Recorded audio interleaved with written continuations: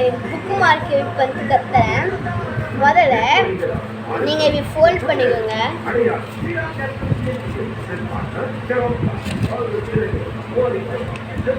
வந்து யூடியூப்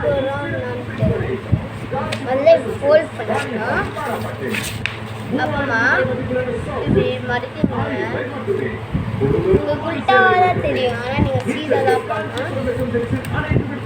இது ஒரே பேஜில் 2 மார்க்கர் வரும் பாருங்கள், ஓகேவா? அப்புறமா இதை மார்க்கர் இது பெரிய பேப்பர்னால 2 வரும். சின்ன பேப்பர்லாம் ஒன்று தான், அதான் கம்பேர் பண்ண முடியாதுங்க. குட்டியோன்னு வரும், அதே புக் மார்க்குன்னு யூஸ் பண்ணிக்கலாம். அதை நீங்கள் வேஸ்ட்டு இதை நீங்கள் தூக்கி போட்டுறாங்க.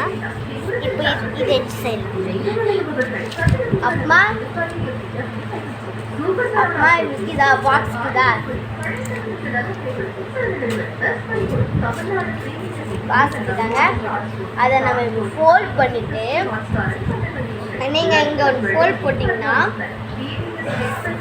இப்படியே 2 சைடு ஃபோல்ட் போட்டுருங்க சொல்கிறேன். ஆனால் ஈக்குவலாக இருக்கணும். ஈக்குவலாக இருந்தால் தான் கரெக்டாக வரும் நமக்கு. ஆனால் ஈக்குவலாக போட்டு இருக்குதா? இப்போ இங்கே ஒரு பாக்ஸ் வந்துடும். அதை எடுத்து இங்கே மடித்து திருப்பி இங்கே ஒரு பாக்ஸ் வரும். அதை மடித்து வச்சுட்டா போதும். அம்மா அம்மா இங்க பாருங்க,